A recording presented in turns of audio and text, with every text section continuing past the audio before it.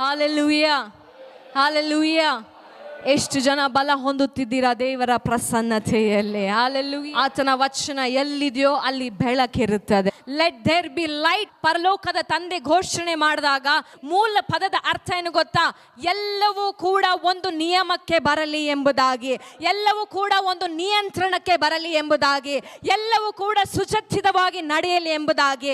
ಅಂದ್ರೆ ಯಾವಾಗ ವಾಕ್ಯ ಬರುತ್ತೋ ಆ ವಾಕ್ಯ ಬಿದ್ದು ಹೋಗಿರುವಂತ, ನಾಶನಕ್ಕೆ ಗುರಿಯಾಗಿರುವಂತ ಪರಿಸ್ಥಿತಿಗಳನ್ನ ನಿಯಂತ್ರಣಕ್ಕೆ ತೆಗೆದುಕೊಂಡು ಬರುವಂತದ್ದಾಗಿದೆ. ಯಾವಾಗಲೆಲ್ಲ ಇಲ್ಲಿಂದ ವಾಕ್ಯ ಬರುತ್ತೋ ಆ ವಾಕ್ಯ ಬರೋದು ಆ ಬೆಳಕಿನ ಮುಖಾಂತರವಾಗಿ ನಿಮ್ಮ ಜೀವಿತವನ್ನ ದೇವರ ನಿಯಂತ್ರಣದಲ್ಲಿ ತೆಗೆದುಕೊಂಡು ಬರೋದಕ್ಕೆ. ಹಾಲೆಲೂಯಾ.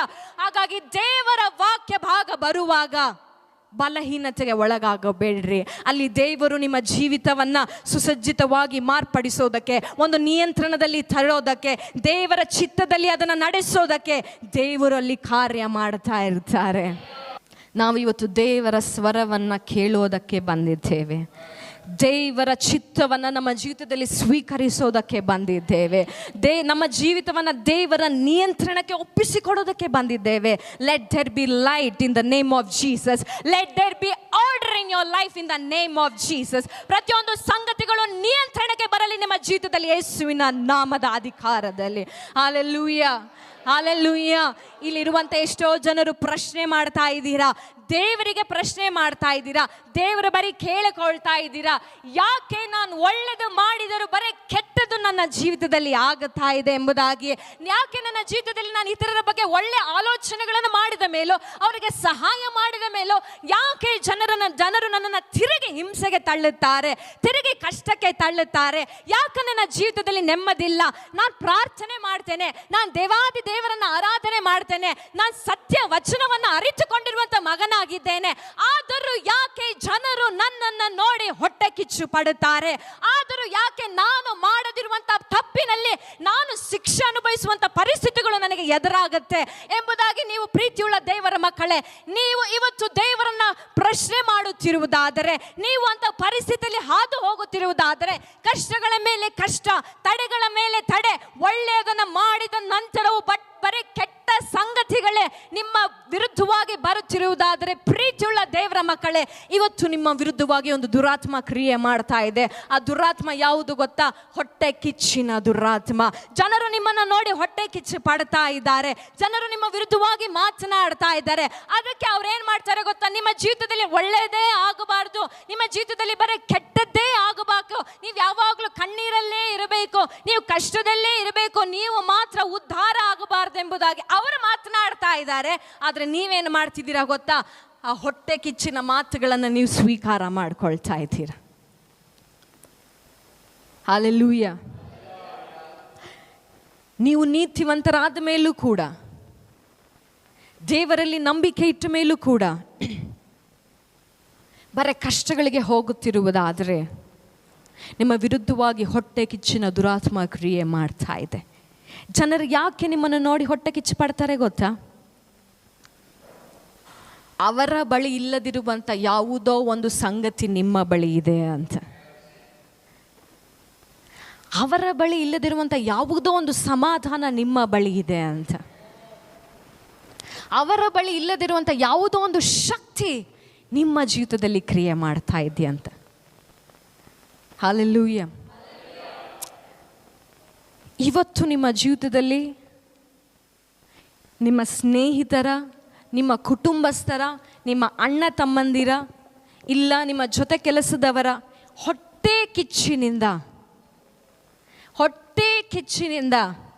ನೀವೊಂದು ಕಠಿಣವಾದಂಥ ಪರಿಸ್ಥಿತಿಯಲ್ಲಿ ಹಾದು ಹೋಗುತ್ತಿರುವುದಾದರೆ, ಕಣ್ಣೀರಿನ ಪರಿಸ್ಥಿತಿಯಲ್ಲಿ ಹಾದು ಹೋಗುತ್ತಿರುವುದಾದರೆ, ಭಯದ ವಾತಾವರಣದಲ್ಲಿ ಹಾದು ಹೋಗುತ್ತಿರುವುದಾದರೆ, ದೇವರು ನಿಮಗೆ ವಾಗ್ದಾನ ಮಾಡ್ತಾ ಇದ್ದಾರೆ, ನಿಮ್ಮ ದುಃಖದ ದಿನಗಳು ಇವತ್ತು ಕೊನೆಗಾಣುವವು ಎಂಬುದಾಗಿ.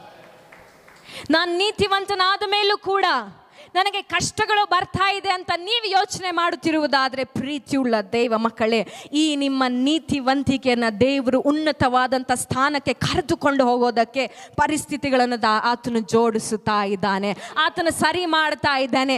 ಈ ಕಷ್ಟದಿಂದಲೇ ನನ್ನ ಮಗನನ್ನು ಹೇಗೆ ಮೇಲೆತ್ತಲಿ, ಈ ಕಣ್ಣೀರಿಂದಲೇ ನನ್ನ ಮಗಳನ್ನು ಹೇಗೆ ಮೇಲೆತ್ತಲಿ ಎಂಬುದಾಗಿ ದೇವರು ಒಂದೊಂದು ಪರಿಸ್ಥಿತಿಗಳನ್ನು ತನ್ನ ಚಿತ್ತದ ಪ್ರಕಾರ ಆತನು ಸರಿ ಮಾಡುತ್ತಾ ಬರ್ತಾ ಇದ್ದಾರೆ. Hallelujah, hallelujah, hallelujah.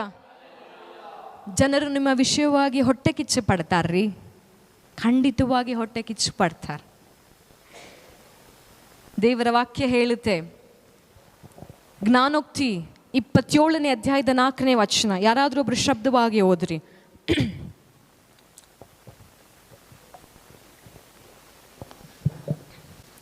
ಕೋಪವು ಕ್ರೂರ, ಕ್ರೋಧವು ಪ್ರವಾಹ, ಮಾತ್ಸರ್ಯಕ್ಕೆ ಎದುರಾಗಿ ಯಾರು ನಿಂತಾರು?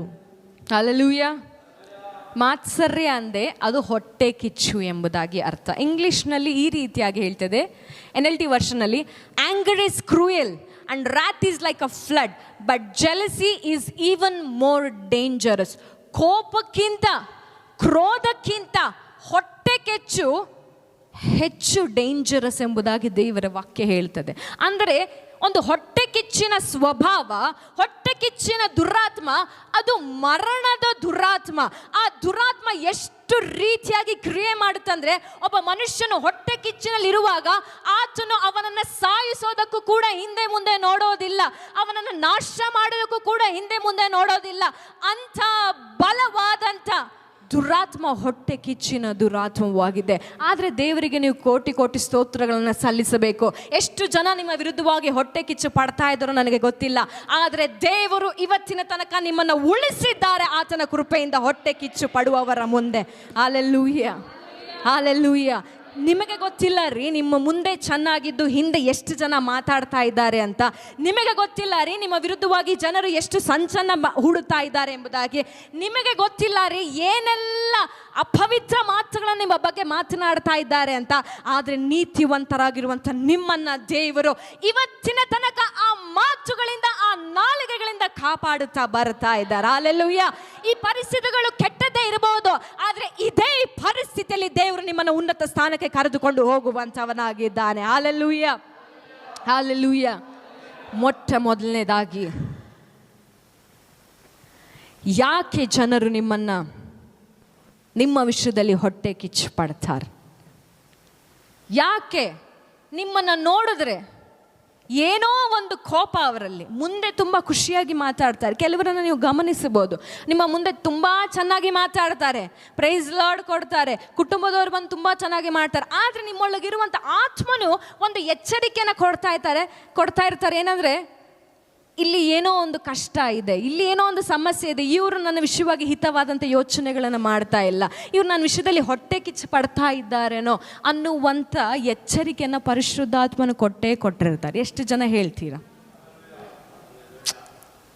ಎಷ್ಟು ಜನ ಹೇಳ್ತೀರಾ ಅಂಥ ಎಚ್ಚರಿಕೆಯನ್ನು ಪರಿಶುದ್ಧಾತ್ಮ ನನಗೆ ಕೊಟ್ಟಿದ್ದಾರೆ ಎಂಬುದಾಗಿ? ಹಲ್ಲೆಲೂಯಾ. ಮೊಟ್ಟ ಮೊದಲನೇ ಕಾರಣ ಯಾಕೆ ಜನರು ನಿಮ್ಮ ವಿಷಯವಾಗಿ ಹೊಟ್ಟೆ ಕಿಚ್ಚು ಪಡ್ತಾರೆ ಗೊತ್ತಾ? ದೇವರ ದಯೆ ನಿಮ್ಮ ಮೇಲೆ ಇರುತ್ತೆ. ಅದಕ್ಕೆ ದೇವರ ಪ್ರೀತಿ ನಿಮ್ಮ ಮೇಲೆ ಇರುತ್ತೆ. ಅದಕ್ಕೆ ದೇವರ ಪ್ರೀತಿಯನ್ನು ಬಹಳ ಹತ್ತಿರದಿಂದ ನೋಡಿರ್ತೀರ ನೀವು. ಅದಕ್ಕೆ ದೇವರ ದಯೆಯಲ್ಲಿ ನೀವು ಜೀವಿಸುತ್ತಾ ಇರ್ತೀರ. ಅದಕ್ಕೆ ಅವರ ಬಳಿ ದೇವರ ದಯೆ ಇಲ್ಲದಿರುವ ಕಾರಣ ನಿಮ್ಮನ್ನು ನೋಡಿ ಜನರು ಹೊಟ್ಟೆ ಕಿಚ್ಚು ಪಡ್ತಾರೆ. ಹಲ್ಲೆಲೂಯಾ. ಆದಿಕಾಂಡ 4ನೇ ಅಧ್ಯಾಯದಲ್ಲಿ ನಾವು ನೋಡ್ತೇವೆ, 3ನೇ ವಚನದಿಂದ ನಾವು ಓದುವಂಥವರಾಗೋಣ. ಇಲ್ಲಿ ಆದಾಮ್ ಮತ್ತು ಹವ್ವಳ ಮಕ್ಕಳ ವಿಷಯದಲ್ಲಿ ನಾವು ನೋಡ್ತಾ ಇದ್ದೇವೆ. ಕಾಯಿನನು ಮತ್ತು ಹೆಬೇಲನ ಬಗ್ಗೆ ಇಲ್ಲಿ ಕೆಲವು ವಿವರಗಳನ್ನು ಕೊಡ್ತಾ ಇದೆ. ಕಾಲಾಂತರದಲ್ಲಿ ಕಾಯಿನನು ಹೊಲದ ಬೆಳೆಯಲ್ಲಿ ಕೆಲವನ್ನು ತಂದು ಯೆಹೋವನಿಗೆ ಕಾಣಿಕೆಯಾಗಿ ಸಮರ್ಪಿಸಿದನು. ಹೇಬೇಲನು ಹಾಗೆಯೇ ತನ್ನ ಹಿಂಡಿನಿಂದ ಚೊಚ್ಚಲ ಕುರಿಗಳನ್ನು ಕಾಣಿಕೆಯಾಗಿ ತಂದು ಅವುಗಳ ಕೊಬ್ಬನ್ನು ಹೋಮ ಮಾಡಿದನು. ಯೆಹೋವನು ಹೇಬೇಲನನ್ನು ಅವನ ಕಾಣಿಕೆಯನ್ನು ಮೆಚ್ಚಿ ಕಾಯಿನನನ್ನು ಅವನ ಕಾಣಿಕೆಯನ್ನು ಮೆಚ್ಚಲಿಲ್ಲ. ಇದರಿಂದ ಕಾಯಿನನು ಬಹು ಕೋಪಗೊಂಡನು, ಅವನ ಮುಖವು ಕಳೆಗುಂದಿತು. ಆಗ ಯೆಹೋವನು ಅವನಿಗೆ, ಯಾಕೆ ಕೋಪಿಸಿಕೊಂಡಿದ್ದಿ? ನಿನ್ನ ತಲೆ ಏಕೆ ಬೊಗ್ಗಿತು? ಒಳ್ಳೆ ಕೆಲಸ ಮಾಡಿದರೆ ನಿನ್ನ ತಲೆಯು ಎತ್ತಲ್ಪಡುವುದಲ್ಲವೇ? ಅಲ್ಲದಿದ್ದರೆ ಪಾಪವು ನಿನ್ನನ್ನು ಹಿಡಿಯಬೇಕೆಂದು ಬಾಗಿಲಲ್ಲಿ ಹೊಂಚಿಕೊಂಡಿರುವುದು. ಆದರೂ ನೀನು ಅದನ್ನು ವಶ ಮಾಡಿಕೊಳ್ಳಬೇಕು ಎಂದು ಹೇಳಿದನು. ಹಲ್ಲೆಲೂಯಾ. ಇಲ್ಲಿ ಸ್ಪಷ್ಟವಾಗಿ ನೋಡ್ತಾ ಇದ್ದೇವೆ ನಾವು, ದೇವರು ಒಬ್ಬನ ಸಮರ್ಪಣೆಯನ್ನ, ಒಬ್ಬನ ಸ್ಯಾಕ್ರಿಫೈಸ್ ಅನ್ನ ದೇವರು ಸ್ವೀಕಾರ ಮಾಡಿಕೊಳ್ತಾರೆ, ಒಬ್ಬನ ಯಜ್ಞವನ್ನ ಸ್ವೀಕಾರ ಮಾಡಿಕೊಳ್ತಾರೆ, ಇನ್ನೊಬ್ಬನ ಯಜ್ಞವನ್ನ ಸ್ವೀಕಾರ ಮಾಡಿಕೊಳ್ಳೋದಿಲ್ಲ. ಯಾರ ಯಜ್ಞವನ್ನ ದೇವರು ಸ್ವೀಕಾರ ಮಾಡಿದರೋ ಅವರ ತಲೆ ಎಚ್ಚಲ್ಪಟ್ಟಿತು ಎಂಬುದಾಗಿ ಇಲ್ಲಿ ದೇವರು ಹೇಳ್ತಾ ಇದ್ದಾರೆ. ಹಲ್ಲೆಲೂಯಾ. ಕಾಯಿನನಿಗೆ ಅದೇ ಹೇಳ್ತಿದ್ದಾರೆ, ನೀನು ಒಳ್ಳೆ ಯಜ್ಞವನ್ನ ಕೊಟ್ಟಿದ್ದಿದ್ರೆ ನಿನ್ನ ತಲೆ ಎಚ್ಚಲ್ಪಡ್ತಿತ್ತಲ್ಲ, ನೀನ್ ಯಾಕೆ ನಿನ್ನ ತಮ್ಮನ ವಿಷಯದಲ್ಲಿ ಹೊಟ್ಟೆ ಕಿಚ್ಚು ಪಡ್ತಾ ಇದೆಯಾ? ಹಲ್ಲೆಲೂಯಾ. ಅಲ್ಲಿ ಮೂರನೇ ವಚನದ ಮೊದಲನೇ ಸಾಲಲ್ಲಿ ನೋಡ್ತಾ ಇದ್ದೇವೆ, ಅಲ್ಲಿ ಕಾಯಿನನು ತನ್ನ ಹೊಲದ ಬೆಳೆಯಲ್ಲಿ ಕೆಲವನ್ನ ತೆಗೆದುಕೊಂಡು ಬಂದನಂತೆ. ಅಂದ್ರೆ ಅವನ ಕೈಗೆ ಏನು ಸಿಗುತ್ತಾ ಇತ್ತೋ, ಅವನ ಕಣ್ಣಿಗೆ ಏನು ಕಾಣಿಸ್ತಾ ಇತ್ತೋ ಅದನ್ನ ಮಾತ್ರ ತೆಗೆದುಕೊಂಡು ಬರ್ತಾ ಇದ್ನಂತೆ. ಆದ್ರೆ ಹೇಬೇಲನೇನು ಮಾಡ್ದ? ಚೊಚ್ಚಲ ಮರಿಗಳನ್ನ, ಅಂದ್ರೆ ಯಾವುದು ಬೆಸ್ಟ್ ಆಗಿತ್ತೋ, ಯಾವುದು ಫಸ್ಟ್ ಆಗಿತ್ತೋ ಅದನ್ನ ಅವನು ಬಂದು ದೇವರಿಗೆ ಯಜ್ಞವನ್ನಾಗಿ ಸಮರ್ಪಿಸುತ್ತಾನೆ. ಇವತ್ತು ನಿಮ್ಮ ವಿಷಯವಾಗಿ ನಾನು ಮಾತಾಡ್ತಾ ಇದ್ದೇನೆ, ಗಮನ ಇಟ್ಟು ಕೇಳ್ರಿ. ನೀವೇ ಇನ್ನೊಬ್ಬರನ್ನು ನೋಡಿ ಹೊಟ್ಟೆ ಕಿಚ್ಚು ಪಡ್ತಾ ಇರಬಹುದು. ನೀವೇ ಇನ್ನೊಬ್ಬರು ನೋಡಿ ಯಾಕೆ ಅವರ ಮೇಲೆ ದೇವರ ಆಶೀರ್ವಾದ ಇಷ್ಟು ಬಲವಾಗಿದೆ ಎಂಬುದಾಗಿ ಪ್ರಶ್ನೆ ಮಾಡ್ತಾ ಇರಬಹುದು. ನೀವೇ ಇನ್ನೊಬ್ಬರ ಸೇವೆಯನ್ನು ನೋಡಿ ಯಾಕೆ ಅವರ ಸೇವೆ ಇಷ್ಟು ಉನ್ನತವಾಗಿ ಹೋಗ್ತಾ ಇದೆ ಎಂಬುದಾಗಿ ಪ್ರಶ್ನೆ ಮಾಡ್ತಾ ಇರಬಹುದು. ಹಲ್ಲೆಲೂಯಾ. ಉತ್ತರ ಅವರ ಬಳಿ ಇಲ್ಲ, ತಪ್ಪು ಅವರಲ್ಲಿಲ್ಲ, ತಪ್ಪು ನಿಮ್ಮಲ್ಲಿದೆ. ತಪ್ಪು ನೀವು ಕೊಡುವಂತ ಯಜ್ಞದಲ್ಲಿದೆ. ಅವರು ದಿನ ಬೆಳಗ್ಗೆ ಎದ್ದರೆ ಮೊದಲನೇ ಸಮಯವನ್ನು ದೇವರಿಗೆ ಕೊಡ್ತಾರೆ. ತಮ್ಮ ಕುಟುಂಬದಲ್ಲಿ ಮೊದಲನೇ ಪ್ರಾಶಸ್ತ್ಯವನ್ನು ದೇವರಿಗೆ ಕೊಡ್ತಾರೆ. ತಮ್ಮ ಜೀವಿತವನ್ನು ಸಂಪೂರ್ಣವಾಗಿ ದೇವರಿಗೆ ಒಪ್ಪಿಸಿಕೊಟ್ಟಿದ್ದಾರೆ. ಅದಕ್ಕೆ ಅವರು ದೇವರ ದಯೆಯನ್ನು ಪಡೆದುಕೊಂಡ್ರು. ದೇವರ ದಯೆ ಲಕ್ಕಾಗಿ ಯಾರ ಸೇವೆನಲ್ಲೂ ಸಿಗೋದಿಲ್ಲ.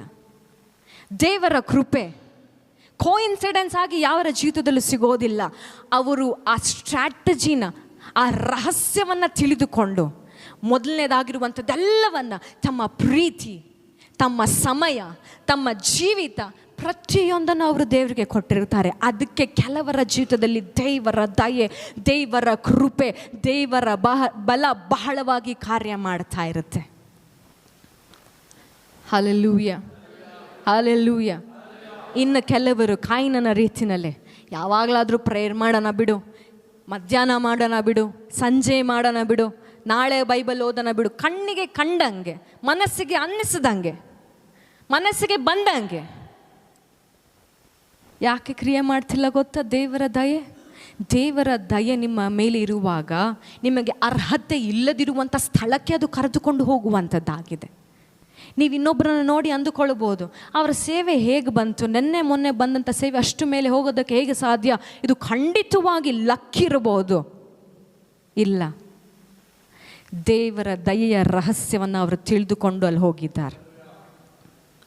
ತಮ್ಮ ಜೀವಿತವನ್ನು ದೇವರಿಗೆ ಮುಡಿಪಾಗಿಟ್ಟಿದ್ದಾರೆ.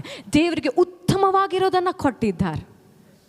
ಉತ್ತಮ ಅಂದರೆ ಆಸ್ತಿ ಅಂತಸ್ತನ್ನು ಹೇಳ್ತಾ ಇಲ್ಲ, ಉತ್ತಮವಾಗಿರುವಂಥ ಅವರ ಸಮಯ, ಉತ್ತಮವಾಗಿರುವಂಥ ಅವರ ಮನಸ್ಸು, ಉತ್ತಮವಾಗಿರುವಂಥ ಅವರ ಯೋಚನೆ. ಇನ್ನೊಂದು ಮಾತಿನಲ್ಲಿ ಹೇಳಿದ್ರೆ ಅವರು ಪರಿಶುದ್ಧತೆಯಲ್ಲೂ ನೀತಿವಂತಿಕೆಯಲ್ಲೂ ನಡೀತಾ ಇರ್ತಾರೆ. ಅದಕ್ಕೆ ದೇವರ ದಯೆ ಅವರ ಮೇಲೆ ಬರುತ್ತೆ. ಒಂದು ವೇಳೆ ಇವತ್ತು ನೀವು ಉನ್ನತ ಸ್ಥಾನಕ್ಕೆ ಹೋಗಿದ್ದೀರಾ ಎಂಬುದಾಗಿ ನಿಮ್ಮ ವಿರುದ್ಧವಾಗಿ ಜನರು ಮಾತನಾಡುತ್ತಿರುವುದಾದರೆ ಅವರಿಗೆ ಸಿಗದೇ ಇರುವಂಥ ದಯೆ ನಿಮಗೆ ದೊರಕಿದೆ. ದೇವರಿಗೆ ಸ್ತೋತ್ರವನ್ನು ಸಲ್ಲಿಸಿ, ದೇವರಿಗೆ ಧನ್ಯವಾದ ಹೇಳ್ರಿ. ಆದರೆ ಇಲ್ಲಿ ಕಾಯಿನನು ಹೇಬೇಲನನ್ನು ಸಾಯಿಸಿಬಿಡ್ತಾನೆ. ಸತ್ತ ನಂತರ ಅವನ ರಕ್ತ ಪರಲೋಕದ ತಂದೆಯನ್ನು ಕೂಗಿಕೊಳ್ಳುತ್ತದೆ. ಅವನ ರಕ್ತ ಪರಲೋಕದ ತಂದೆಯನ್ನು ಕೂಗಿಕೊಳ್ಳುತ್ತದೆ. ಆಗ ದೇವರು ಕಾಯಿನನಿಗೆ ಹೇಳ್ತಾರೆ, ನೀನು ಒಂದು ಕಡೆ ನಿಲ್ಲೋದಿಲ್ಲ. ನಾನು ಆರಿಸಿಕೊಂಡಿರುವಂಥ ಮಗನನ್ನು ನೀನು ಸಾಯಿಸಿದೆ ಅಲ್ವಾ, ನೀನು ನಾಶ ಮಾಡಿದೆ ಅಲ್ವಾ, ನೀನು ಒಂದು ಕಡೆ ನಿಲ್ಲೋದಿಲ್ಲ. ನೀನು ಕೈ ಹಚ್ಚುವಂಥ ಕೆಲಸಗಳು ಸಫಲವಾಗೋದಿಲ್ಲ. ನೀನು ಎಷ್ಟೇ ದುಡಿದರೂ ಅದು ವ್ಯರ್ಥವಾಗಿ ಹೋಗುತ್ತೆ. ಯಾಕಂದರೆ ನನ್ನ ಮಗನ ರಕ್ತವು ಭೂಮಿಯಿಂದ ನನ್ನನ್ನು ಕೂಗುತ್ತಾ ಇದೆ ಎಂಬುದಾಗಿ ದೇವರು ಅವನಿಗೆ ಶಾಪವನ್ನು ಕೊಡುತ್ತಾರೆ. ಹಲ್ಲೆಲೂಯಾ. ಅಲ್ಲಿ ರಕ್ತ ದೇವರೊಟ್ಟಿಗೆ ಮಾತನಾಡಿದ್ರಿ. ಇವತ್ತು ಯಾರ್ಯಾರು ನಿಮ್ಮ ವಿರುದ್ಧವಾಗಿ ಮಾತನಾಡಿ, ನಿಮಗೆ ಚುಚ್ಚು ಮಾತನಾಡಿ, ಸಾಯುವಷ್ಟು ನೋವನ್ನು ತೆಗೆದುಕೊಂಡು ಬಂದು ನಿಮ್ಮ ಕಣ್ಣೀರನ್ನು ಸುರಿಸುತ್ತಾ ಇದ್ದರೋ ನನಗೆ ಗೊತ್ತಿಲ್ಲ. ದಾವೀದನು ಹೇಳ್ತಾನೆ ಕೀರ್ತನೆ 56ರಲ್ಲಿ, ನನ್ನ ಕಣ್ಣೀರನ್ನ ನೀನು ಬುದ್ದಲಿಯಲ್ಲಿ ಶೇಖರಿಸಿಟ್ಟುಕೊಂಡಿದ್ದೆ ಎಂಬುದಾಗಿ. ಅವತ್ತು ಹೇಬೇಲನ ರಕ್ತ ಮಾತನಾಡಿದ್ರೆ, ಇವತ್ತು ನಿಮ್ಮ ಕಣ್ಣೀರು ಪರಲೋಕದ ದೇವರ ಕೈನಲ್ಲಿ ದೇವರ ಬಳಿ ಮಾತನಾಡ್ತಾ ಇದೆ. ಹಲ್ಲೆಲೂಯಾ. ನಿಮ್ಮ ಕಣ್ಣೀರಿಗೆ ದೇವರು ಅತಿ ಶೀಘ್ರದಲ್ಲಿ ಉತ್ತರವನ್ನು ಕೊಡುವಂತವನಾಗಿದ್ದಾನೆ. ಹಾಗರಳ ಕಣ್ಣೀರನ್ನ, ಹಣ್ಣಲ ಕಣ್ಣೀರನ್ನ ಒರೆಸಿದಂತ ದೇವರು ಅವರ ಕಣ್ಣೀರನ್ನ ಒರೆಸಿ ಸಮುವೇಲನು, ಅಂದರೆ ದೇವರ ಉತ್ತರ ಎಂಬುದಾಗಿ ಸಮುವೇಲನ ಅರ್ಥ, ದೇವರ ಉತ್ತರವು ನಿಮ್ಮ ಕಣ್ಣೀರನ್ನ ಅತಿ ಶೀಘ್ರದಲ್ಲಿ ಒರೆಸುವಂತದ್ದಾಗಿದೆ. ಹಲ್ಲೆಲೂಯಾ. ಹೊಟ್ಟೆ ಕಿಚ್ಚಿನ ಮುಖಾಂತರವಾಗಿ ನಿಮ್ಮ ವಿರುದ್ಧವಾಗಿ ನಿಂತಿರುವಂತ ಜನರ ಮುಖಾಂತರವಾಗಿ ಕಣ್ಣೀರಿಗೆ ಒಳಗಾಗಿದ್ದೀರಾ. ನೀವು ಹಾಕಿರುವಂತ ಒಂದೊಂದು ಕಣ್ಣಿನ ಹನಿಗಳು, ನಿನ್ನೆ ರಾತ್ರಿ ಹಾಕಿರುವಂತ ಕಣ್ಣಿನ ಹನಿಗಳು, ಹೋದ ತಿಂಗಳು ಹಾಕಿರುವಂತ ಕಣ್ಣಿನ ಹನಿಗಳು, ಹೋದ ವರ್ಷ ಹಾಕಿರುವಂತ ಕಣ್ಣಿನ ನೀರುಗಳು, ಪ್ರತಿಯೊಂದು ಕೂಡ ದೇವರು ತನ್ನ ಕೈಯಲ್ಲಿ ಶೇಖರಿಸಿಟ್ಟುಕೊಂಡಿದ್ದಾನೆ. ಯಾವುದು ಕೂಡ ವ್ಯರ್ಥವಾಗಿ ಹೋಗೋದಿಲ್ಲ. ನೀವು ನೀತಿವಂತರಾಗಿರುವುದಾದರೆ ನಿಮ್ಮ ಕಣ್ಣೀರಿಗೆ ದೇವರು ತಕ್ಕ ಪ್ರತಿಫಲವನ್ನು ಕೊಟ್ಟೇ ಕೊಡುತ್ತಾನೆ. ಅದನ್ನು ಕಸಿದುಕೊಳ್ಳೋದಕ್ಕೆ ಯಾರಿಂದಲೂ ಸಾಧ್ಯವಿಲ್ಲ. ಯೇಸುವಿನ ನಾಮದಲ್ಲಿ ಯಾರಿಂದಲೂ ಸಾಧ್ಯವಿಲ್ಲ. Thank you Jesus, thank you Jesus, thank you Jesus. ಎರಡನೇದಾಗಿ, ನಿಮ್ಮ ಮೇಲೆ ಉನ್ನತವಾದಂಥ ಕರೆ ಇರಬೇಕಾದ್ರೆ ಜನರು ನಿಮ್ಮ ವಿರುದ್ಧವಾಗಿ ಹೊಟ್ಟೆ ಕಿಚ್ಚು ಪಡುತ್ತಾರೆ. ನೀವು ದೇವರಿಂದ ಆರಿಸಲ್ಪಟ್ಟಿರುವಾಗ ಜನರು ಹೊಟ್ಟೆ ಕಿಚ್ಚು ಪಡುತ್ತಾರೆ. ನೀವು ಉನ್ನತವಾದಂಥ ಸ್ಥಾನಕ್ಕೆ ಕರೆಯಲ್ಪಟ್ಟಿರುವಾಗ ಜನರು ನಿಮ್ಮನ್ನು ನೋಡಿ ಹೊಟ್ಟೆ ಕಿಚ್ಚು ಪಡುತ್ತಾರೆ. When you are called to greatness, people will be jealous of you. People are jealous of you because you are called to be great. ನೀವು ಉನ್ನತವಾದಂಥ ದೇವರ ಮಹಿಮೆಯಲ್ಲಿ ನಡೀತಿರಲ್ಲ, ಅದಕ್ಕೆ ಜನರು ನಿಮ್ಮನ್ನು ನೋಡಿ ಹೊಟ್ಟೆ ಕಿಚ್ಚು ಪಡ್ತಾ ಇದ್ದಾರೆ. ನೀವು ಜನರನ್ನು ನೋಡಿ ಪ್ರಶ್ನೆ ಮಾಡ್ಬೋದು, ಅಯ್ಯ ಇವ್ರಿಗೆ ನಾನು ಏನು ಮಾಡಿದ್ದೀನಿ, ಯಾವತ್ತು ಇವ್ರ ವಿರುದ್ಧವಾಗಿ ಮಾತನಾಡಿದ್ದೇನೆ, ಅಯ್ಯ ಯಾವತ್ತು ಇವರನ್ನು ನಾನು ಶಪಿಸಿದ್ದೇನೆ, ಅಪ್ಪ ಯಾಕೆ ನನಗಿಷ್ಟು ಹಿಂಸೆ ಕೊಡ್ತಾ ಇದ್ದಾರೆ, ಯಾಕೆ ಇಷ್ಟು ಕಣ್ಣೀರಲ್ಲಿ ನನ್ನನ್ನು ತೆಗೆದುಕೊಂಡು ಹೋಗ್ತಾ ಇದ್ದಾರೆ, ಯಾಕೆ ಇಷ್ಟು ನೋವನ್ನು ನನಗೆ ಕೊಡ್ತಾ ಇದ್ದಾರೆ, ಯಾಕೆ ನನ್ನನ್ನು ಇವರು ಅರ್ಥ ಮಾಡಿಕೊಳ್ತಾ ಇಲ್ಲ, ಯಾಕೆ ಪದೇ ಪದೇ ಪದೇ ಅವಮಾನಕ್ಕೆ ನನ್ನನ್ನು ಗುರಿ ಮಾಡ್ತಾ ಇದ್ದಾರೆ ಅಂತ ನೀವು ಅಂದುಕೊಳ್ತಿರುವುದಾದರೆ, ಪ್ರೀತಿಯುಳ್ಳ ದೈವ ಮಕ್ಕಳೇ, ನಿಮ್ಮ ಮೇಲಿರುವಂಥ ಕರೆ ಅದು ಉನ್ನತವಾದಂಥ ಕರೆ, ಅದು ವಿಭಿನ್ನವಾದಂಥ ಕರೆ, ಅದು ನಿಮ್ಮನ್ನು ಆಶೀರ್ವಾದದ ಸ್ಥಾನಕ್ಕೆ ತೆಗೆದುಕೊಂಡು ಹೋಗುವಂಥ ಕರೆ, ನಿಮ್ಮನ್ನೇ ಆಶೀರ್ವಾದದ ನಿಧಿಯನ್ನಾಗಿ ಮಾಡುವಂತ ಕರೆ. ಅದಕ್ಕೆ ಜನರು ನಿಮ್ಮನ್ನು ನೋಡಿ ಹೊಟ್ಟೆ ಕಿಚ್ಚು ಪಡ್ತಾರೆ. ಅದಕ್ಕೆ ಜನರು ನಿಮ್ಮನ್ನು ನೋಡಿ ಸುಳ್ಳು ಆರೋಪಗಳನ್ನು ಕೊಡ್ತಾರೆ. ಹಲ್ಲೆಲೂಯಾ. ಯೋಸೇಫನ ವಿಷಯದಲ್ಲಿ ನಾವು ಗಮನಿಸುವಾಗ, ಅವನ ತಂದೆ ಅವನನ್ನು ಹೆಚ್ಚಾಗಿ ಪ್ರೀತಿ ಮಾಡಿದ್ರಂತೆ, ಅದಕ್ಕೆ ಬಣ್ಣದ ನಿಲುವಂಗಿಯನ್ನು ಕೊಟ್ಟಿದ್ರಂತೆ. ಆಗಲೇ ಅವರ ಅಣ್ಣ ತಮ್ಮಂದಿರ ಮಧ್ಯದಲ್ಲಿ ಏನಾಗಿತ್ತು, ಹೊಟ್ಟೆ ಕಿಚ್ಚು ಶುರುವಾಗಿತ್ತು. ನೋಡೋಣ, ನನ್ನಪ್ಪ ಇವನಿಗೆ ಜಾಸ್ತಿ ಪ್ರೀತಿ ಮಾಡ್ತಾರೆ. ಯೋಸೇಫನ್ ಒಂದು ಕೆಲಸ ಮಾಡ್ತಿದ್ದ, ಏನು ಗೊತ್ತಾ, ಅವ್ರ ಅಣ್ಣಂದಿರು ಏನೇ ಕೆಟ್ಟ ಕೆಲಸ ಮಾಡ್ತಿದ್ರು ಅವ್ರ ಅಪ್ಪನ ಹತ್ರ ಹೋಗಿ ಹೇಳ್ತಾ ಇದ್ರಂತೆ. ಅಂದರೆ ಕೆಟ್ಟದ್ದಕ್ಕೆ ಅವನು ದೂರ ಇದ್ದ ಅಂತ ಅರ್ಥ, ಪಾಪವನ್ನು ಅವನು ತಳ್ಳಿ ಬಿಡುತ್ತಾ ಇದ್ದ ಅಂತ ಅರ್ಥ, ಅನ್ಯಾಯವನ್ನು ಅವನು ಸಹಿಸಿಕೊಳ್ತಾ ಇಲ್ಲ ಅಂತ ಅರ್ಥ. Hallelujah, hallelujah. ಆತನು ಒಳ್ಳೆಯದನ್ನೇ ಮಾಡ್ತಾ ಇದ್ದನು. ಈ ಸ್ವಭಾವವನ್ನು ನೋಡಿದಂಥ ಪರಲೋಕದ ದೇವರು ಅವನಿಗೆ ಒಂದು ಕನಸನ್ನು ಕೊಡುತ್ತಾರೆ. ಅವನ ಸಿವುಡಿನ ಮುಂದೆ 11 ಸಿವುಡುಗಳು ತಲೆಬಾಗಿ ಬಿದ್ದಿರುತ್ತೆ. ಇನ್ನೊಂದು ಕನಸನ್ನು ಕೊಡ್ತಾರೆ, ನೀನು ಉನ್ನತ ಸ್ಥಾನಕ್ಕೆ ಹೋಗ್ತೀಯ ಅಂತ ಹೇಳೋದಕ್ಕೆ. ಅವನ ಮುಂದೆ ಸೂರ್ಯ ಚಂದ್ರ 11 ನಕ್ಷತ್ರಗಳು ಅಡ್ಡ ಬಿದ್ದಿರುತ್ತೆ. ಹಲ್ಲೆಲೂಯಾ. ಒಂದು ದಿನ ಅವರಪ್ಪ ಹೇಳ್ತಾರೆ, ಯಾಕೋಬನ್ ಹೇಳ್ತಾನೆ, ಹೋಗಿ ನಿಮ್ಮ ಅಣ್ಣಂದಿರ ಕ್ಷೇಮವನ್ನು ವಿಚಾರಿಸ್ಕೊಂಡು ಬಾ. ಇವನು ಹೋಗುವಂಥ ದಾರಿಯನ್ನು ನೋಡಿ ಅಣ್ಣ ತಮ್ಮಂದಿರು ಹೇಳ್ತಾರೆ, ನೋಡಲ್ಲಿ ಕನಸು ಕಾಣೋನು ಬಂದ, ನಮಗಿಂತ ಉನ್ನತ ಸ್ಥಾನಕ್ಕೆ ಹೋಗ್ತಾನ, ನಾವು ಇವನಿಗೆ ಅಡ್ಡ ಬೀಳಬೇಕಾ? ಇವನು ನಮ್ಮನ್ನು ಪರಿಪಾಲನೆ ಮಾಡ್ತಾನ, ಇವನು ನಮ್ಮ ರಾಜನಾಗ್ತಾನ. ಹಲ್ಲೆಲೂಯ. ಇಷ್ಟೆಲ್ಲ ಮಾತಾಡಿಕೊಂಡು ಅವನನ್ನು ಸಾಯಿಸುವಂಥ ನಿರ್ಧಾರವನ್ನು ಇವರು ತೆಗೆದುಕೊಳ್ತಾರೆ. Hallelujah, hallelujah. ಯಾವಾಗ ಜನರು ನಿಮ್ಮ ವಿರುದ್ಧವಾಗಿ ಮರಣದ ಶಾಪಗಳನ್ನು ಹಾಕ್ತಾ ಇದ್ದಾರೋ ಆವಾಗಲೇ ನೀವು ಅಂದುಕೊಳ್ಬೇಕು, ನನ್ನ ಕರೆ ಬಹಳ ಉನ್ನತವಾಗಿದೆ ಎಂಬುದಾಗಿ. ಅದಕ್ಕೆ ಜನರು ನನ್ನ ಸಾವನ್ನು ನೋಡ್ತಾ ಇದ್ದಾರೆ, ಅದಕ್ಕೆ ದುರಾತ್ಮಗಳು ನನ್ನ ಸಾವನ್ನು ಎದುರು ನೋಡ್ತಾ ಇದೆ. ಆದರೆ ದೇವರ ಹಸ್ತ ನನ್ನ ಮೇಲಿರೋದ್ರಿಂದ ನಾನು ಸಾವಿನ ಕಡೆಗೆ ಹೋಗೋದಿಲ್ಲ, ನಾನು ಬದುಕಿ ದೇವರ ಕಾರ್ಯಗಳನ್ನು ವರ್ಣಿಸುತ್ತಾ ಇರ್ತೇನೆ, ದೇವರ ನಾಮವನ್ನು ಘನಪಡಿಸುತ್ತಾ ಇರ್ತೇನೆ ಎಂಬುದಾಗಿ. ಹಲ್ಲೆಲೂಯ. ಅವನ ಮೇಲೆ ಇದ್ದಂಥ ಉನ್ನತವಾದಂಥ ಕರೆ ಅವರ ಅಣ್ಣ ತಮ್ಮಂದಿರಲ್ಲಿ ಹೊಟ್ಟೆ ಕಿಚ್ಚನ್ನು ತೆಗೆದುಕೊಂಡು ಬಂದು ಐಗುಪ್ತರಲ್ಲಿ ಅವನು ಮಾರಲ್ಪಡುವಂಥ ಪರಿಸ್ಥಿತಿಗೆ ಬಂತು. ಹಲ್ಲೆಲೂಯ. ಅವನಿಗೆ ಬಂದಂಥ ದರ್ಶನ ತುಂಬ ಒಳ್ಳೆಯದು ರೀ, ತುಂಬ ಪವರ್ಫುಲ್, ತುಂಬ ಸತ್ಯ ಇರುವಂಥ ದರ್ಶನ. ಅಂಥ ಒಳ್ಳೆಯ ದರ್ಶನವನ್ನು ಕಂಡಂಥ ಅವನು ಮೊದಲು ಹೋಗಿದ್ದು ದಾಸತ್ವಕ್ಕೆ. ಮೊದಲು ಅವನ ಸ್ಥಿತಿ ಬಂದಿದ್ದು ಕೆಟ್ಟ ಪರಿಸ್ಥಿತಿ. ದರ್ಶನ ಕಂಡ ತಕ್ಷಣ ಅವನು ಒಳ್ಳೆ ಹಾದಿನಲ್ಲಿ ನಡೆದನ. ಅವರ ಅಪ್ಪ ಪ್ರೀತಿಯಿಂದ ಕೊಟ್ಟಂತ ನಿಲುವಂಗಿ. ಇನ್ನೊಂದು ಟ್ರಾನ್ಸ್ಲೇಷನ್ ಈ ರೀತಿಯಾಗಿ ಹೇಳುತ್ತೆ, ಅವನ ಬರ್ತ್ ರೈಟ್ ಆಗಿ ಅದನ್ನು ಕೊಟ್ಟಿದ್ರು. ಯಾವುದನ್ನು ದೊಡ್ಡ ಮಗನಿಗೆ ಕೊಡಬೇಕಾಗಿತ್ತು ಅದನ್ನು ಅವರಪ್ಪ ಈ ಮಗನಿಗೆ ಕೊಟ್ಟರು ಎಂಬುದಾಗಿ. ಅಂದರೆ ಅಧಿಕಾರದಲ್ಲಿರಬೇಕಾಗಿದ್ದ ಮಗನಿಗೆ ಕೊಡಬೇಕಾಗಿದ್ದಂಥ ಆ ಬಣ್ಣದ ನಿಲುವಂಗಿಯನ್ನು ಯಾಕೋಬನೇನು ಮಾಡ್ತಾನೆ, ತನ್ನ 11ನೇ ಮಗನಿಗೆ ಕೊಡ್ತಾನೆ. ಅವನಿಗೆ ಗೊತ್ತಿಲ್ಲದ ಹಾಗೆ ಆ ಚೊಚ್ಚಲ ಹಕ್ಕನ್ನು ಯೋಸೇಫನಿಗೆ ಕೊಟ್ಟಿರ್ತಾನೆ. ದೇವರು ಸುಮ್ಮನೆ ಎಲ್ಲ ಪರಿಸ್ಥಿತಿಗಳನ್ನು ಒಬ್ಬರ ಜೀವಿತದಲ್ಲಿ ತರೋದಿಲ್ಲ. ಸುಮ್ಮನೆ ಅವನ ಬಳಿ ನಿಲುವಂಗಿ ಬರಲಿಲ್ಲ, ಸುಮ್ಮನೆ ದೇವರು ಅವನಿಗೆ ದರ್ಶನಗಳನ್ನು ಕೊಡಲಿಲ್ಲ. ಹಲ್ಲೆಲೂಯ.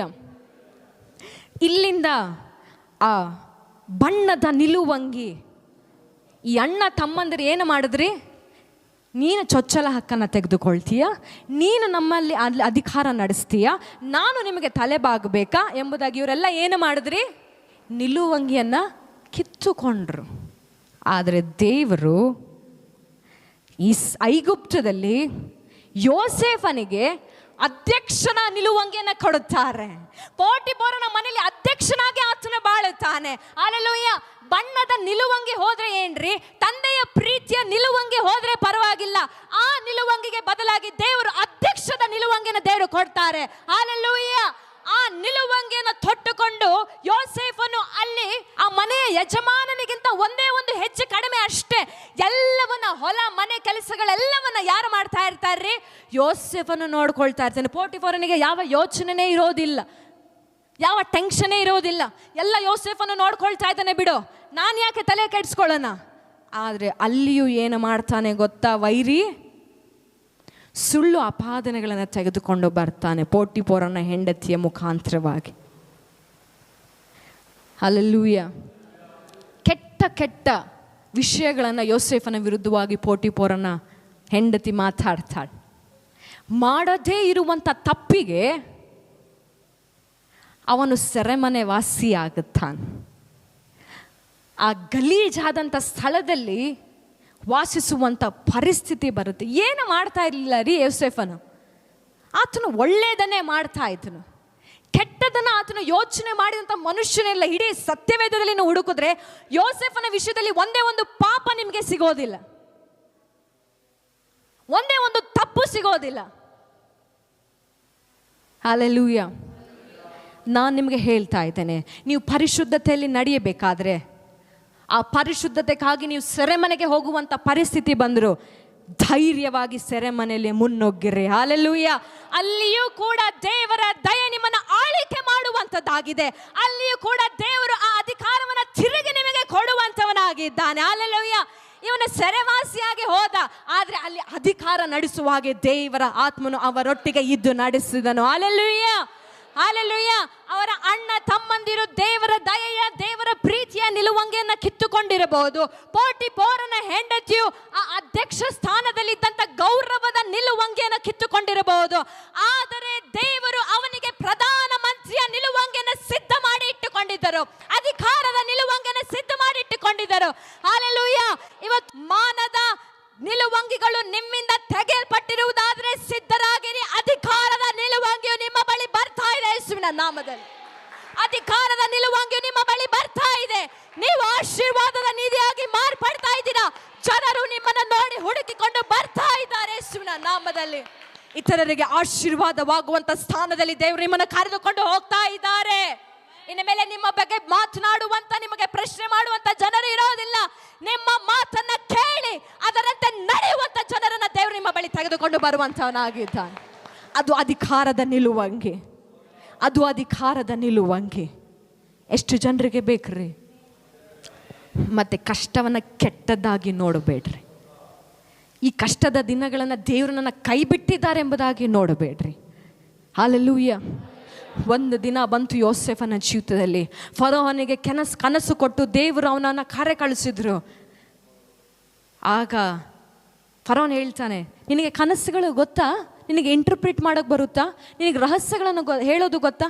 ಯಾವಾಗ ಜ್ಞಾನಿಗಳು ಅದನ್ನು ಹೇಳೋದಕ್ಕೆ ಸಾಧ್ಯವಾಗ್ತಾ ಇಲ್ಲ. ಆಗ ಯೋಸೇಫನ್ ಹೇಳ್ತಾನೆ, ಅವನ ಸೀಕ್ರೆಟ್ ಏನಂತ ಹೇಳ್ತೀನಿ ಕೇಳ್ರಿ. 40ನೇ ಅಧ್ಯಾಯದಲ್ಲಿ ನೀವು ಮನೆಗೆ ಹೋಗಿ ಅದನ್ನು ಓದ್ರಿ, ಇವಾಗ ಸಮಯ ಇಲ್ಲ. ಯೋಸೇಫನ್ ಹೇಳ್ತಾನೆ, ನಾನು ಮಾಡೋದಕ್ಕಾಗೋದಿಲ್ಲ, ಆದರೆ ನನ್ನೊಳಗಿರುವಂಥ ದೇವರು ನಿನ್ನ ಕನಸಿನ ರಹಸ್ಯಗಳನ್ನು ಹೇಳ್ತಾನೆ. ಸೀಕ್ರೆಟ್ ಏನು ಗೊತ್ತಾ? ದೇವರು ಅವನ ಜೊತೆಗೆ ಇದ್ದರು. ಅವನು ಮಾರಲ್ಪಟ್ಟಾಗ, ಅವನು ಸೆರೆಮನೆಯಲ್ಲಿದ್ದಾಗ, ಇಲ್ಲಿ ಬರೋ ತನಕ, ಅರಮನೆಗೆ ಬರೋ ತನಕ ದೇವರು ಅವನ ಜೊತೆ ಇದ್ದರು. ಅವನು ಒಬ್ಬಂಟಿಯಾಗಿರಲಿಲ್ಲ. ಅದಕ್ಕೆ ಅವನು ದೇವರು ಕೊಟ್ಟಂಥ ದರ್ಶನವನ್ನು ಎದುರು ನೋಡ್ತಾ ಇದ್ದನು. ನನಗೆ ಕೊಟ್ಟಿರುವಂಥ ಕಾರ್ಯ, ನನಗೆ ದೇವರು ಕೊಟ್ಟಿರುವಂಥ ದರ್ಶನ ಈ ಸ್ಥಳವಲ್ಲ. ಒಂದಲ್ಲ ಒಂದು ದಿನ ಆ 11 ಸಿವುಡುಗಳು ನನಗೆ ತಲೆ ಬಾಗುತ್ತವೆ. ನಾನು ಸೆರೆಮನೆಯಲ್ಲಿರೋದಕ್ಕೆ ದೇವರು ನನ್ನನ್ನು ಕರೆದಿಲ್ಲ. ಈ ಕಾಳಾದ ಕೊಂಪೆಯಲ್ಲಿ ಬಿದ್ದಿರೋದಕ್ಕೆ ನನ್ನನ್ನು ಕರೆದಿಲ್ಲ. ಈ ಬಡತನದಲ್ಲಿರೋದಕ್ಕೆ ದೇವರು ನನ್ನನ್ನು ಕರೆದಿಲ್ಲ. ನನ್ನ ಎದುರು ಸೂರ್ಯ, ಚಂದ್ರ, ನಕ್ಷತ್ರಗಳು ಬಂದು ತಲೆ ಬಾಗುತ್ತವೆ. ಆ ದಿನವನ್ನು ಎದುರು ನೋಡುತ್ತಾ, ದೇವರೊಟ್ಟಿಗೆ ನಡೆಯುತ್ತಾ ಈ ಸೆರೆಮನೆಯ ದಿನಗಳನ್ನು ನಾನು ಮುಗಿಸುತ್ತೇನೆ. ಈ ಕಷ್ಟದ ದಿನಗಳನ್ನು ನಾನು ಮುಗಿಸುತ್ತೇನೆ. ಜನರು ನಿಮ್ಮ ವಿರುದ್ಧವಾಗಿ ಅಪಪ್ರಚಾರ ಮಾಡಿ, ಸುಳ್ಳು ಮಾತುಗಳನ್ನಾಡಿ, ಸುಳ್ಳು ಆರೋಪಗಳನ್ನು ಮಾಡಿ ನಿಮ್ಮನ್ನು ಬಂಧಿತರಾಗಿಟ್ಟಿದ್ದಾರಾ? ನಿಮಗೆ ನೋವನ್ನು ಕೊಡ್ತಾ ಇದ್ದಾರಾ? ನಿಮ್ಮನ್ನು ಕಷ್ಟದಲ್ಲಿ ತಳ್ತಾ ಇದ್ದಾರಾ? ಮಾಡದೇ ಇರುವಂಥ ತಪ್ಪಿಗೆ ನೀವು ಶಿಕ್ಷೆನ ಅನುಭವಿಸ್ತಾ ಇದ್ದೀರಾ? ಹಲ್ಲೆಲೂಯಾ. ನೀವು ಸಂತೋಷ ಪಡುವಂಥ ಸಮಯ. ದೇವರು ನಿಮ್ಮ ಜೊತೆ ಇದ್ದಾರೆ, ದೇವರು ನಿಮ್ಮ ಬಲಗಡೆ ಇದ್ದಾರೆ. ಅದಕ್ಕೆ ದಾವೀದನು ಹೇಳ್ತಾರೆ, ದೇವರು ನನ್ನ ಬಲಗಡೆ ಇರೋದ್ರಿಂದ ನಾನು ಕದಲುವುದಿಲ್ಲ. ಸೆರೆಮನೆಯಲ್ಲಿದ್ದರೂ ನಾನು ಕದಲುವುದಿಲ್ಲ, ಅರಮನೆಯಲ್ಲಿದ್ದರೂ ನಾನು ಕದುವುದಿಲ್ಲ. ಯಾಕಂದರೆ ನನ್ನ ಮುಂದೆಗಡೆ ನಾನು ಯೆಹೋವನನ್ನು ಇಟ್ಟುಕೊಂಡಿದ್ದೇನೆ ಎಂಬುದ. ಯೆಹೋವನಿದ್ದಾನೆ ನನ್ನ ಮುಂದುಗಡೆ. Hallelujah, hallelujah. ಯಾವಾಗ ಅವಮಾನದ ಮುಸುಕು ಬರುತ್ತೋ ತನ್ನ ಮಕ್ಕಳ ಮೇಲೆ ದೇವರು ಆಗಲೇ ನಿರ್ಧಾರ ಮಾಡ್ತಾರೆ, ನನ್ನ ಮಗಳನ್ನು ನಾನು ಅವಮಾನದ ಮುಸುಕನ್ನು ತೆಗೆದು ಘನವಾದಂಥ ಸ್ಥಳದಲ್ಲಿ ನಾನು ನಿಲ್ಲಿಸಲೇಬೇಕು. ಅವನ ಎದುರಾಗಿ ಮಾತನಾಡಿದಂಥ ಆ ಮಕ್ಕಳು ಅವನ ಮುಂದೆ ತಗ್ಗಿ ಬಗ್ಗಿ ಬರಲೇಬೇಕು ಎಂಬುದಾಗಿ. ಹಲ್ಲೆಲೂಯಾ. ಅಳಬೇಡ್ರಿ, ಗೋಳಾಡಬೇಡ್ರಿ. ಹೆಚ್ಚಾಗಿ ಬರೀ ಅಹಿತವಾದಂಥ ಮಾತುಗಳನ್ನು ನಿಮ್ಮ ಮೇಲೆ ನೀವು ಆಡಬೇಡ್ರಿ. ಈ ಕಷ್ಟವನ್ನು ನೋಡೋದು ಬದಲು ನಾನು ಸತ್ತಾದರೂ ಹೋಗಬಾರ್ದಿತ್ತಾ? ಯಾಕೆ ದೇವರು ಇಷ್ಟು ಕ್ರೂರಿಯಾಗಿದ್ದಾನೆ ನನ್ನ ಜೀವಿತದಲ್ಲಿ? ಅದು ಕ್ರೂರತ್ವ ಅಲ್ಲ, ನಿನ್ನನ್ನು ಸಿದ್ಧಪಡಿಸ್ತಾ ಇರೋದು ಉನ್ನತ ಸ್ಥಾನಕ್ಕೆ. ನಿನಗೆ ಜ್ಞಾನವನ್ನು ಕೊಟ್ಟು ಬಲಪಡಿಸ್ತಾ ಇರೋದು ಉನ್ನತವಾದಂಥ ಸ್ಥಾನಕ್ಕೆ. ಹಲ್ಲೆಲೂಯಾ. ಎರಡನೇದಾಗಿ, ಯಾವಾಗ ನಿಮ್ಮ ಮೇಲೆ ಉನ್ನತವಾದಂಥ ಕರೆ ಇರುತ್ತೋ ಆಗ ಜನರು ನಿಮ್ಮನ್ನು ನೋಡಿ ಹೊಟ್ಟೆ ಕಿಚ್ಚು ಪಡ್ತಾರೆ. ಮೂರನೇದಾಗಿ, ಯಾವಾಗ ನೀವು ದೇವರಲ್ಲಿ ಅತಿಯಾಗಿ ನಂಬಿಕೆ ಇಡುವಂಥ ಮನುಷ್ಯರಾಗ್ತೀರೋ, ಯಾವಾಗ ದೇವರು ನಿಮ್ಮೊಟ್ಟಿಗಿರ್ತಾರೋ, ಆಗ ಜನರು ನಿಮ್ಮನ್ನು ನೋಡಿ ಹೊಟ್ಟೆ ಕಿಚ್ಚು ಪಡ್ತಾರೆ. ನಿಮ್ಮ ನಂಬಿಕೆಯ ಜೀವಿತ ಹೊಟ್ಟೆ ಕಿಚ್ಚಿನ ದುರಾತ್ಮವನ್ನು ಆಕರ್ಷಿಸುತ್ತೆ. ದಾನಿಯೇಲನ ಜೀವಿತದಲ್ಲಿ, ಅವನ ಜೀವಿತದಲ್ಲಿ ಒಂದೇ ಒಂದು ಪಾಪ ಸತ್ಯವೇದದಲ್ಲಿ ಪ್ರಕಟವಾಗಿಲ್ಲ. ಗಮನವಿಟ್ಟು ಕೇಳಿ. ದಾನಿಯೇಲನ ಜೀವಿತದಲ್ಲಿ 120 ದೇಶಾಧಿಪತಿಗಳಿದ್ರಂತೆ. ದಾರ್ಯಾವೇಶನ ಆಳ್ವಿಕೆಯಲ್ಲಿ ಆತನು ಮಾಡಿದನಂತೆ, ನನ್ನ ಪ್ರತಿಯೊಂದು ರಾಜ್ಯದ ಒಂದೊಂದು ಊರುಗಳ ಮೇಲೆ ನಾನು 120 ದೇಶಾಧಿಪತಿಗಳನ್ನು ಇಡ್ತೇನೆ. ಅವರ ಮೇಲೆ ಅವರ ಲೆಕ್ಕ ಒಪ್ಪಿಸೋದಕ್ಕೆ 3 ಅಧಿಪತಿಗಳನ್ನು, ಮುಖ್ಯಾಧಿಪತಿಗಳನ್ನು ನಾನು ಇಡ್ತೇನೆ. ಅದರಲ್ಲಿ ದಾನಿಯೇಲನೊಬ್ಬ. ಈತನಿಗೆ ದೇವರ ಜ್ಞಾನ ಹೆಚ್ಚಾಗಿದ್ದರಿಂದ, ಈತನು ದೇವರ ಮೇಲೆ ಹೆಚ್ಚಾಗಿ ನಂಬಿಕೆ ಇಟ್ಟದ್ದರಿಂದ ಇವನ ವಿರುದ್ಧವಾಗಿ ಜನರು ಸಂಚನ್ನ ಹೂಡುತ್ತಾರೆ. 6ನೇ ಅಧ್ಯಾಯದಲ್ಲಿ ಓದೋಣವಾ? ದಾನಿಯೇಲನ ಪ್ರವಾದನೆ ಗ್ರಂಥ 6ನೇ ಅಧ್ಯಾಯ.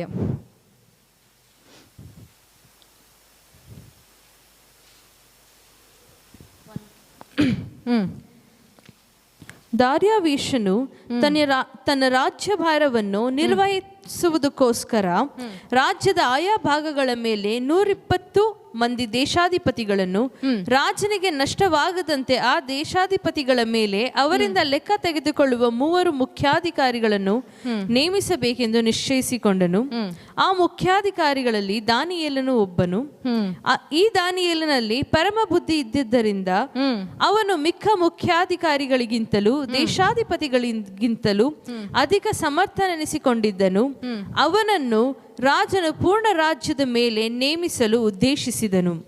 ಹೀಗಿರಲು ಮುಖ್ಯಾಧಿಕಾರಿಗಳು, ದೇಶಾಧಿಪತಿಗಳು ರಾಜ್ಯಭಾರದ ವಿಷಯವಾಗಿ ದಾನಿಯೇಲನ ಮೇಲೆ ತಪ್ಪು ಹೊರಿಸುವುದಕ್ಕೆ ಸಂದರ್ಭ ಹುಡುಕುತ್ತಿದ್ದರು.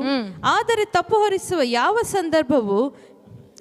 ಸಂದರ್ಭವನ್ನು, ಯಾವ ತಪ್ಪನ್ನು ಕಾಣಲಾರದೆ ಹೋದರು. ಗಮನವಿಟ್ಟು ಕೇಳಬೇಕು ನೀವು. ತಪ್ಪು ಹೊರಿಸೋದಕ್ಕೆ, ದೇವರಲ್ಲಿ ಭಯಭಕ್ತಿ ಉಳ್ಳ ನೀತಿವಂತನ ಮೇಲೆ ತಪ್ಪು ಹೊರಿಸೋದಕ್ಕೆ ಅವರು ಏನು ಹುಡುಕ್ತಾ ಇದ್ದಾರ್ರಿ?